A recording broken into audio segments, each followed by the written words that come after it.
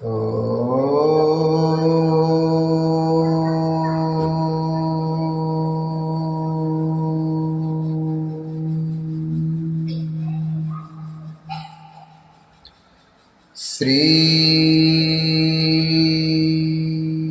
शांब शिवाय नमः। ओम श्री शांब शिवाय नमः। ओम श्री गणेशाय नमः। ओम श्री गणेशाय नमः।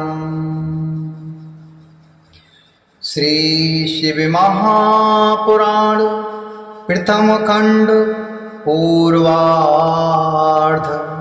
प्रथमा विद्येश्वर संहिता। प्रथमा विद्येश्वर संहिता अथ प्रथमोऽध्याय।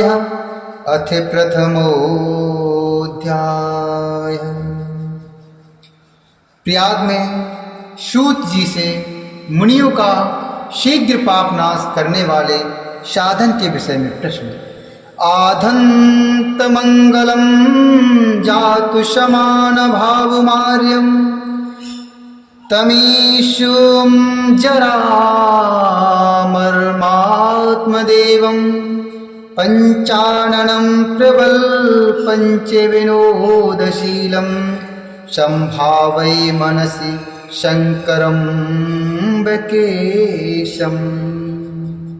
जो आदि और अंत में तथा मध्य में भी नित्य मंगलमय है, जिनकी समानता अथवा तुलना कहीं भी नहीं है, जो आत्मा के स्वरूप को प्रकाशित करने वाले देवता अर्थात परमात्मा हैं, जिनके 5 मुख हैं और जो खेल ही खेल में अनायास जगत की रचना, पालन, संहार, अनुग्रह एवं तुरोभाव रूप 5 प्रबल कर्म करते रहते हैं, उन सर्वश्रेष्ठ अजर अमर ईश्वर अंबिकापति भगवान शंकर का मैं मन ही मन में चिंतन करता हूँ।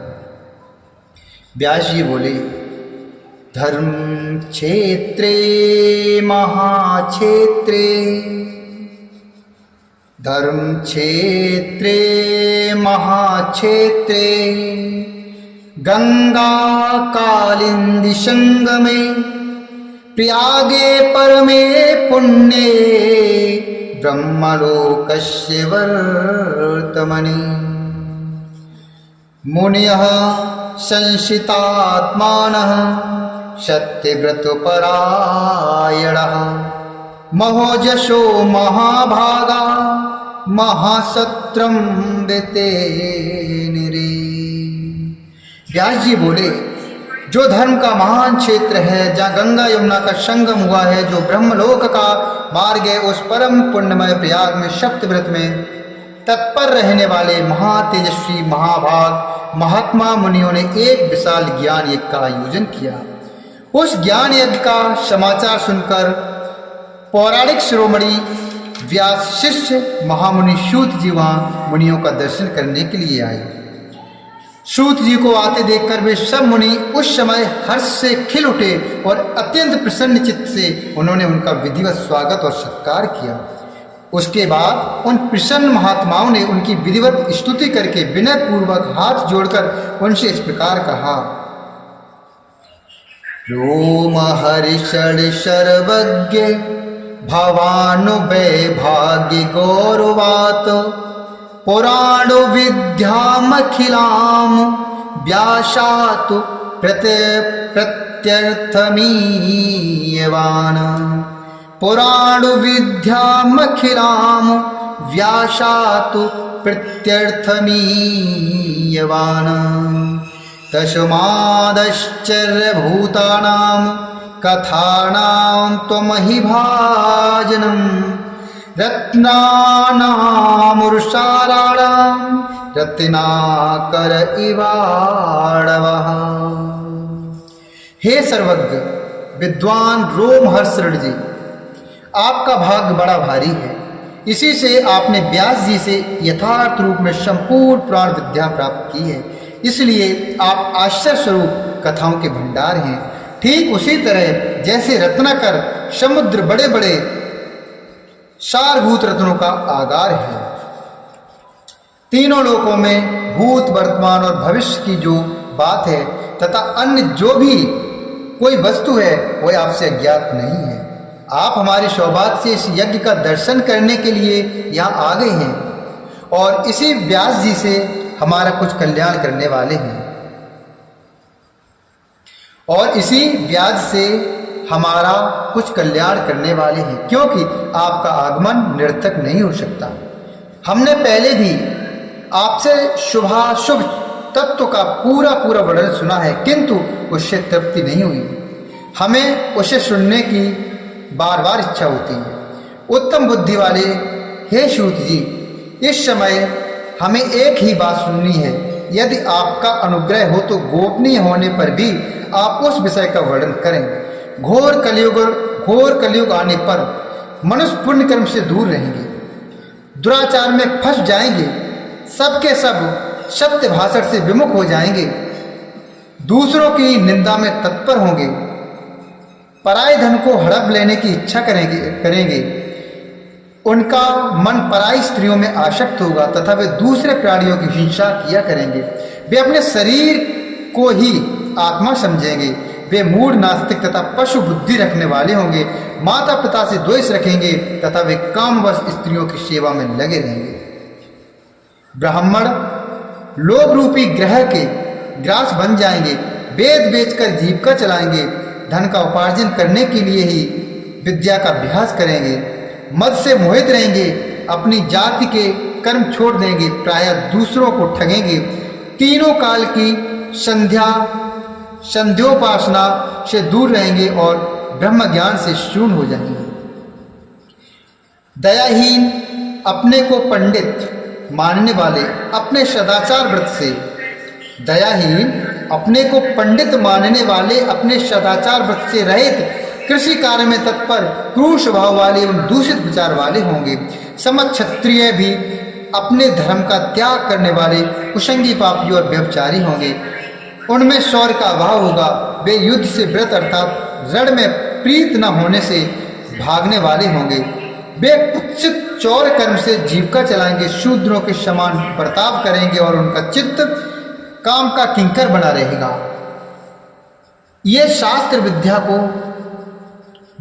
विद्या को नहीं जानने वाले, गौ और ब्राह्मण की रक्षा न करने वाले, शरणागत की रक्षा न करने वाले तथा सदा कामनी की खोजने में तत्पर रहेंगे। प्रजा पालन रूपी सदाचार से रहित, भोग में तत्पर प्रजा को संहार करने वाले, दुष्ट और प्रसन्नता पूर्वक जीव हिंसा करने वाले होंगे। वैश्य संस्कार भ्रष्ट, स्वधर्म त्यागी, कुमार्गी, धनोपार्जन परायण तथा नाप तौल में अपनी कुत्सित वृत्ति का परिचय देने वाले होंगे। वे गुरु देवता और द्विजातियों के प्रति भक्ति शून्य कुत्सित बुद्धि वाले, द्विजों को भोजन न कराने वाले, द्विज अर्थात ब्राह्मणों को भोजन न कराने वाले, प्रायः कृपणता के कारण मुट्ठी बांध कर रखने वाले, पराई स्त्रियों के साथ कामरत, मलिन विचार वाले, लोभ और मोह से भ्रमित चित्त वाले और वापी, कूप, तड़ाक आदि के निर्माण तथा यज्ञादि सत्कर्मों में धर्म का त्याग करने वाले होंगे। इसी तरह कुछ शूद्र ब्राह्मणों के आचार में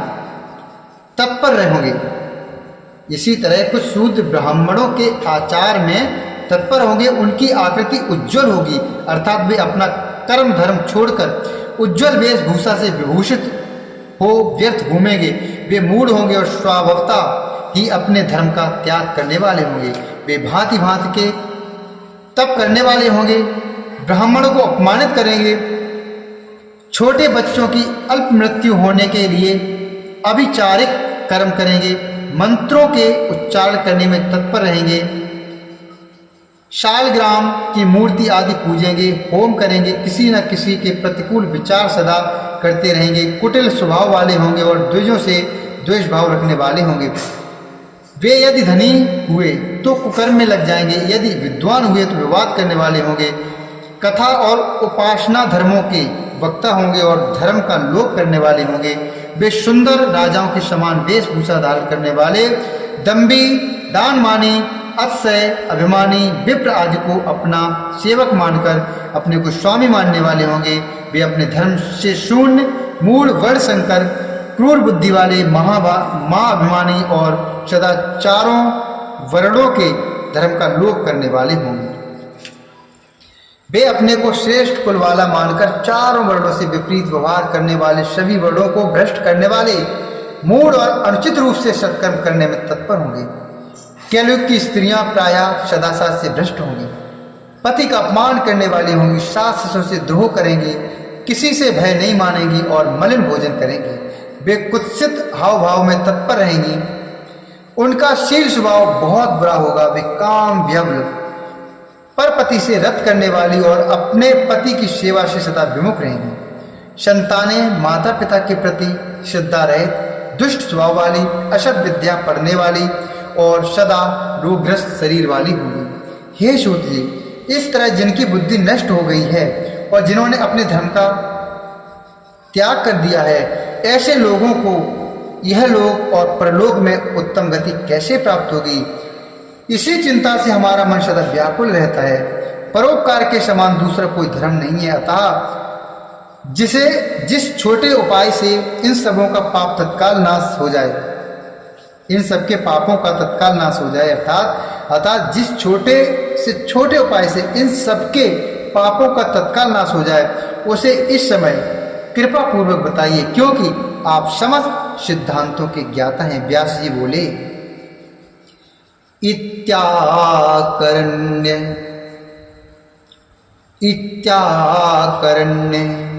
वच स्तेषां मुनीनां भावितात्मनां मनसा शंकरम स्मृत्वा सूतः प्रोवाचितान् मुनीन्। व्यास जी बोले, उन भावित आत्मा मुनियों की यह बात सुनकर सूत जी मनी मन भगवान शंकर का स्मरण करके उन मुनियों से इस प्रकार कहने लगे। व्यास जी ने कहा, व्यास जी बोले, उन भावितात्मा मुनियों की यह बात सुनकर सूत जी मन ही मन भगवान शंकर का स्मरण करके उन मुनियों से इस प्रकार कहने लगे।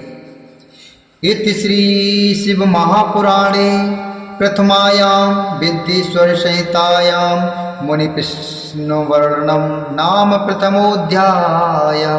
इस प्रकार शिव महापुराण के अंतर्गत प्रथम विद्येश्वर संहिता में मुनियों के प्रश्न का वर्णन नामक पहला अध्याय पूर्ण हुआ।